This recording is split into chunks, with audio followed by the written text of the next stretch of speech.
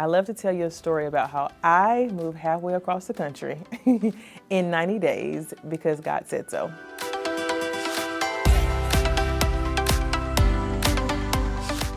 So I am in prayer one night, and God normally speaks to me in vision, and I began to see Dallas, and I began to hear Dallas.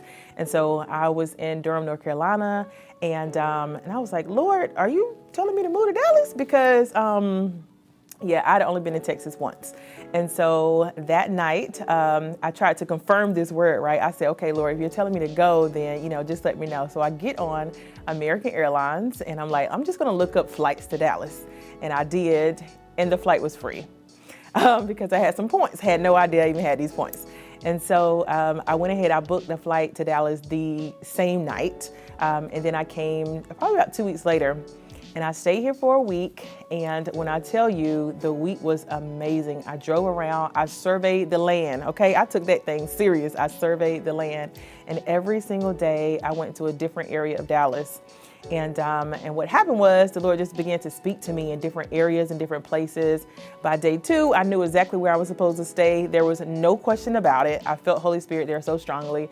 And then by the end of the week, I knew exactly what I was called to do here. I knew my assignment. And so I went back home thinking, okay, this might take a little while, right? Sometimes we get a word and we're like, all right, this might take a little while.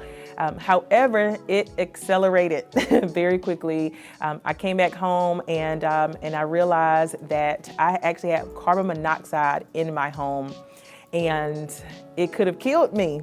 And so as I'm leaving my home, I'm packing things up, and one of my friends calls and she says, what would keep you in Durham as opposed to leaving, going to Dallas? And I said, girl, I got a mortgage.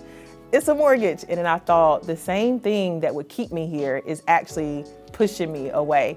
So in 90 days, I packed up everything, and here I am in Dallas. From Durham to Dallas is what I like to say. The word says that obedience is better than sacrifice, and I wholeheartedly believe that, because the moment that you are obedient, you are already aligning the rewards that God has for you. And so the moment that you begin to step into what He has, oh my gosh, the steps are already ordered, right? And so I've seen God's hand, God's acceleration, God's faith, His faithfulness, right, on my life and everything that I'm doing because of my obedience. I tell people all the time, listen, do what God said. The rest will come, right? He didn't tell us to take all the steps. Take one step. And when you take one step in that obedience, He will continue to align the additional steps. And no, His word doesn't return void. So that's what I hold on to.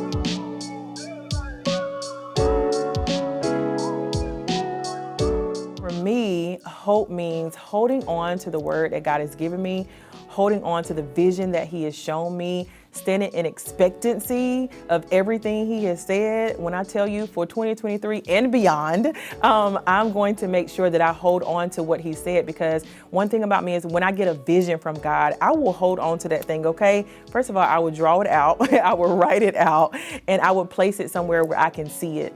And so for me, it means that I'm standing in expectation that what He said is gonna come to pass, that, His word will not return to Him void. And so baby, I'm gonna show up ready to receive everything that He has, even when it feels like, things are not looking like what He said. Whew, my. That's the word right there, because even sometimes it doesn't look like what He said. However, it's that waiting process, knowing that it is coming, it is on the way. And I expect my Amazon order to show up once I order it, okay? And once I once I place it. And so I expect the same thing from God. Anything that He is telling me or showing me, I know that it's coming. And so I'm gonna wait in expectancy.